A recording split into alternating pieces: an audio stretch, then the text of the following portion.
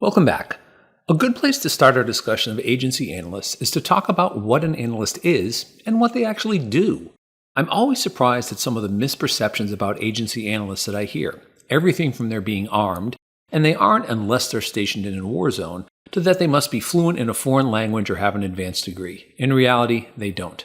Some confusion is due to how Hollywood tends to misrepresent analysts as spending most of their time in the field dodging bullets or jumping out of helicopters. Now, I never did either of those, but I did do a lot of cool things, some of which I'll share later in the necessarily vague terms required by the secrecy oath that I mentioned earlier. I'm going to start my description of analysts by looking at what they all have in common. At the agency, when we refer to an analyst, we're talking about a particular profession that, although very broad, has some important commonalities. First, intelligence analysts belong to the Directorate of Analysis, or DA, which before 2015 was known as the Directorate of Intelligence, or DI. The DA is one of 5 agency directorates, along with the Directorate of Science and Technology, or DS&T, which develops a range of technologies to support intelligence collection, the Directorate of Operations, or DO, which is in charge of overseas clandestine operations, which basically means they're the ones that recruit the spies that provide our intelligence reporting. Then there's the Directorate of Support, or DS, which handles the massive worldwide logistical challenge required to keep the agency up and running everywhere. And then finally the relatively new Directorate of Digital Innovation, or DDI, which covers everything from cyber issues down to the agency's IT system. Now, when I say analysts belong to the DA, what I really mean is that the DA is responsible for their care and development, but most don't actually work within the DA. In 2015, the agency underwent a massive modernization and reorganization, creating mission centers based on specific geographic regions like East Asia or functional topics like terrorism.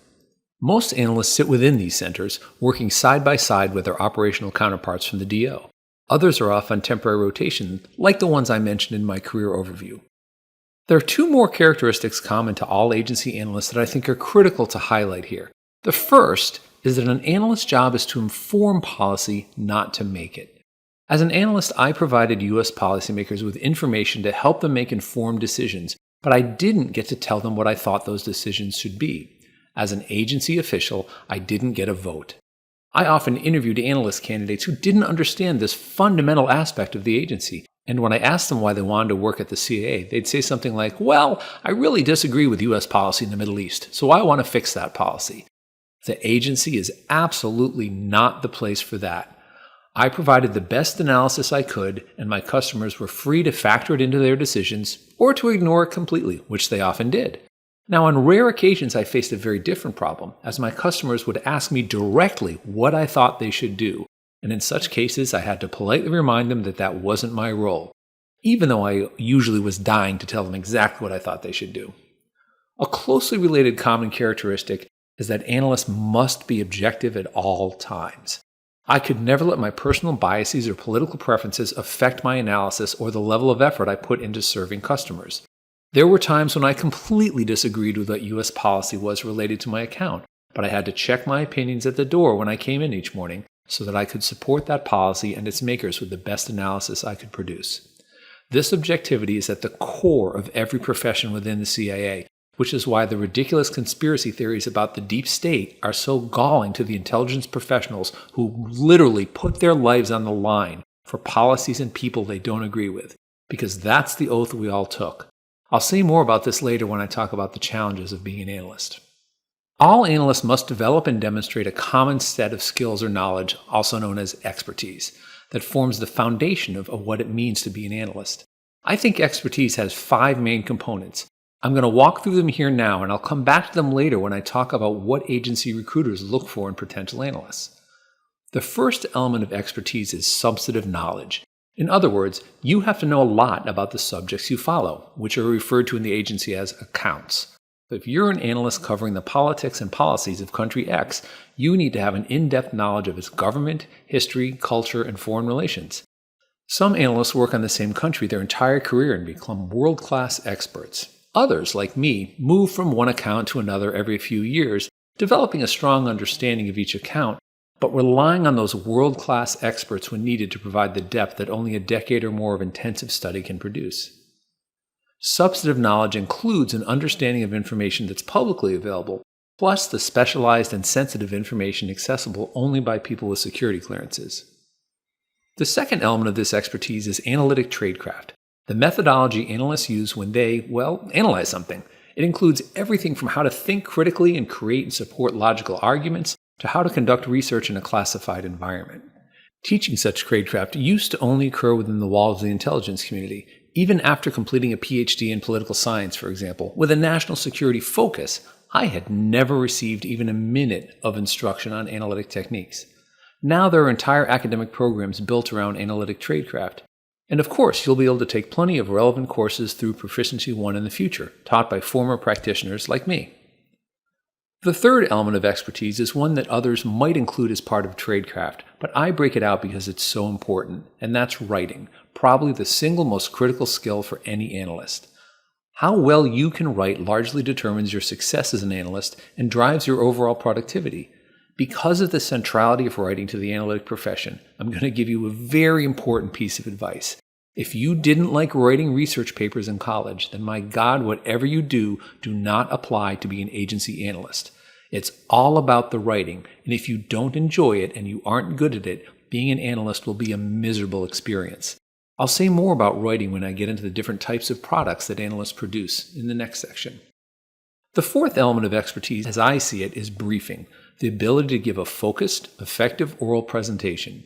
Not surprisingly, this one gives a lot of people problems, as for some the fear of public speaking can be crippling.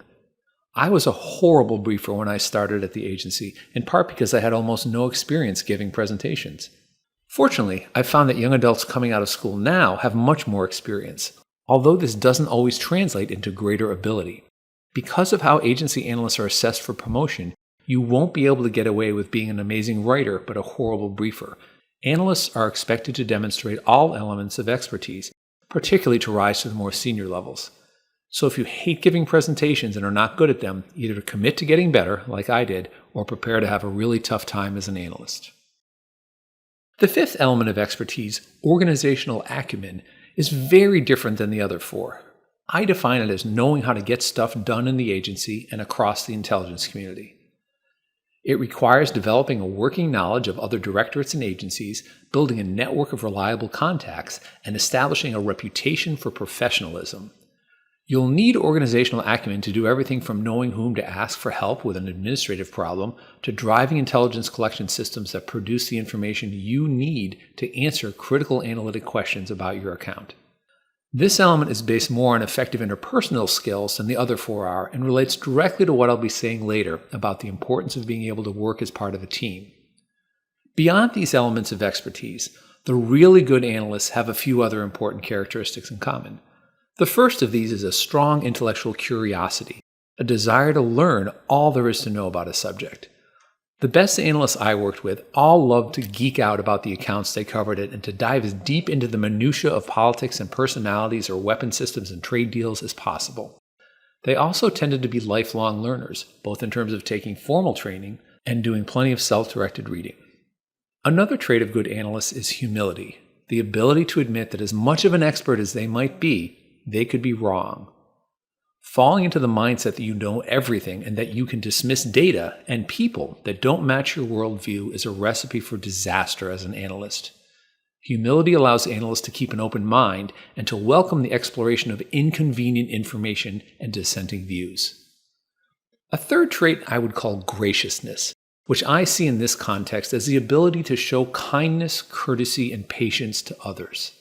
For analysts, this could be anything from the willingness to take a newer analyst under their wing and support and mentor them, a task expected of all senior analysts, to the ability to maintain calm and civility in the face of professional differences. The critical nature of this trait will be evident when I talk later about the coordination process that every written product must pass through before publication. The final trait is courage. And for an agency analyst, this means having the intellectual honesty to deliver an exceedingly unwelcome message to customers, up to and including the president. I worked on numerous issues throughout my career where I knew that the analysis my unit was producing would be completely unwelcome by policymakers, usually because it indicated their policies were failing. It's the job of an analyst to tell truth to power, however, which links back to what I said earlier about the need to always be objective. I can't let the hopes and preferences of my customers affect my analysis. I must have the courage to deliver the bad news. Now that I've talked about the common factors all analysts share, or should share, I want to say a little bit about the various types of analysts there are in the agency, and that's what I'll be covering next.